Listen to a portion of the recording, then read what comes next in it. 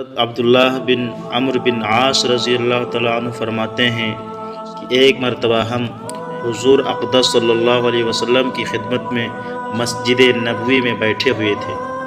آپ نے فرمایا کہ ابھی جو شخص مسجد میں اس طرف سے داخل ہوگا وہ جنتی ہے۔ ہم نے اس طرف کو نگاہ اٹھائی تو تھوڑی دیر میں ایک صاحب مسجد نبوی میں اس طرح داخل ہوئے کہ ان کے چہرے سے وضو کا پانی ٹپک رہا تھا اور بائیں ہاتھ میں جوتے اٹھائے ہوئے تھے۔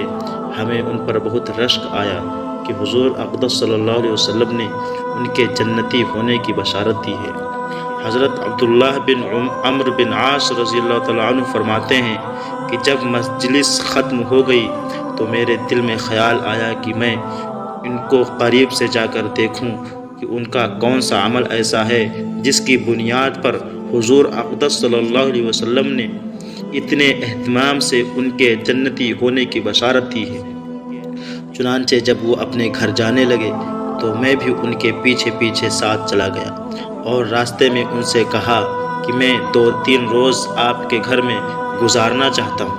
انہوں نے اجازت دے دی اور میں ان کے گھر چلا گیا۔ جب رات ہوئی اور بستر پر لیٹا تو ساری رات میں بستر پر لیٹ کر جاگتا رہا، سویا نہیں، تاکہ میں یہ دیکھوں کہ رات کے وقت وہ اٹھ کر کیا عمل کرتے ہیں۔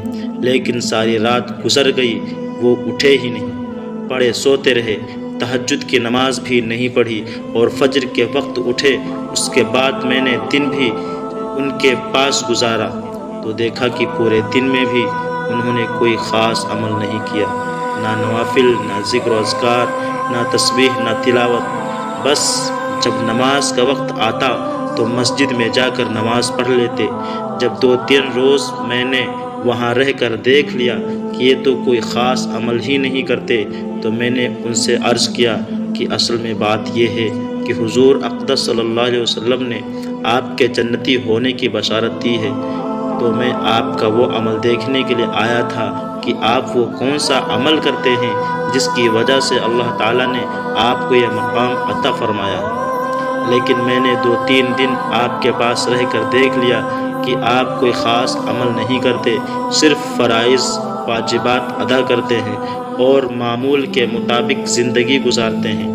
تو انہوں نے جواب دیا کہ اگر حضور اقدس صلی اللہ علیہ وسلم نے میرے لیے یہ بشارت دی ہے تو یہ میرے لیے بڑی نعمت ہے، اور مجھ سے کوئی عمل تو ہوتا نہیں اور نہ میں نوافل زیادہ پڑھتا ہوں، لیکن ایک بات ہے، وہ یہ کہ کسی شخص سے حسد اور بغض کا میل کبھی میرے دل میں نہیں آیا۔ شاید اس بنا پر اللہ تعالیٰ نے مجھے اس بشارت کا مصداق بنایا ہو۔ بعض روایات میں آتا ہے کہ یہ صاحب حضرت سعد بن وقاص رضی اللہ تعالیٰ عنہ تھے، جو 10 مبشرہ میں سے ہیں۔ بہرحال آپ نے دیکھا کہ ان کے اعمال میں بہت زیادہ نوافل اور ذکر و اذکار تو نہیں، لیکن دل حسد اور بغض سے پاک ہے۔ دوسرے سے حسد اور بغض سے اپنے دل کو آئینے کی طرح پاک و شفاف رکھا ہوا ہے۔ تو حسد کا یہ علاج ہے کہ آدمی یہ سوچے کہ میں جس شخص سے حسد کر رہا ہوں اس حسد کے نتیجے میں اس کا فائدہ ہے اور میرا نقصان ہے۔ اس تصور سے اس حسد بیماری میں کمی آتی ہے۔